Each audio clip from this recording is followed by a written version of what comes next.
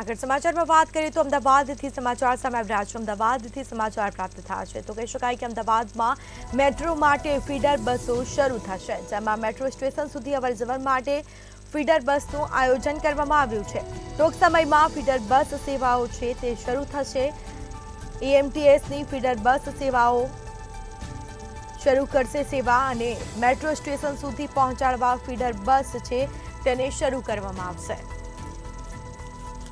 તો સમાચાર પ્રાપ્ત થયા છે અમદાવાદમાં મેટ્રો માટે ફીડર બસ શરૂ કરવામાં આવશે, આયોજન કરવામાં આવ્યું છે।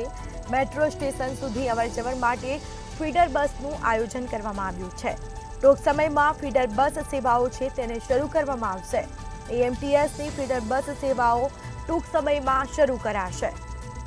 તો હાલ તેની કામગીરી ચાલી રહી છે, તેના કારણે ટૂંક સમયમાં જ આ સેવાઓ છે તે શરૂ કરાશે। મેટ્રો સ્ટેશન સુધી પહોંચાડવા માટે હવે ફીડર બસ શરૂ થશે।